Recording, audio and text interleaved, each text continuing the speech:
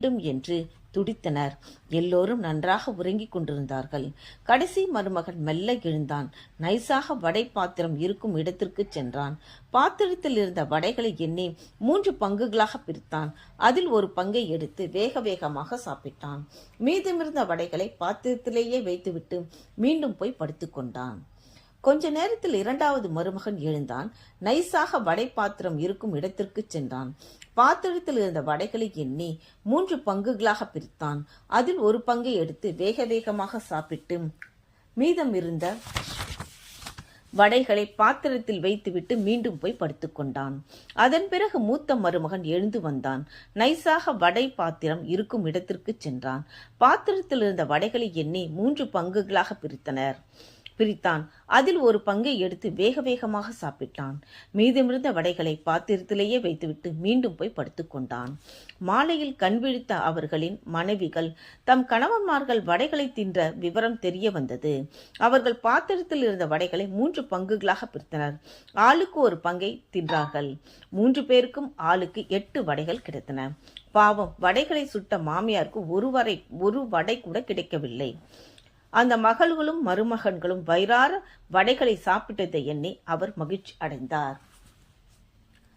மாமியார் சுட்ட வடை எத்தனை பார்க்கலாமா? மாமியார் சுட்ட மொத்த வடைகள் 81. இளைய மகன் பாத்திரத்தில் இருந்த 81 வடைகளையும் 27 + 27 + 27 என்று 3 பங்குகளாக பிரித்தான். தான் 27 வடைகளை எடுத்துக்கொண்டு மீதி 54 வடைகளை பாத்திரத்தில் வைத்துவிட்டான். 2வது மருமகன் பாத்திரத்தில் இருந்த 54 வடைகளை 18 + 18 + 18 என்று 3 பங்குகளாக பிரித்தான். தான் 18 வடைகளை எடுத்துக்கொண்டு மீதி 36 வடைகளை பாத்திரத்தில் வைத்துவிட்டான். 3ஆம் மருமகன் பாத்திரத்தில் இருந்த 36 வடைகளை 12 + 12 + 12 என்று 3 பங்குகளாக பிரித்தான். தான் 12 வடைகளை எடுத்துக்கொண்டு மீதி 36 வடைகளை பாத்திரத்தில் வைத்துவிட்டான். பாத்திரத்தில் இருந்த அந்த 24 வடைகள் 8 + 8 + 8 என்று 3 பங்குகளாக பிரித்து ஆளுக்கு 8 வடைகளை எடுத்துக்கொண்டார்கள். அவர்களின் மனைவிகள்.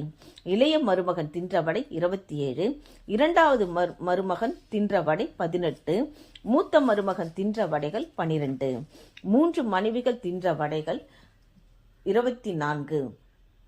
ஆக மொத்தம் 81 வடைகள்.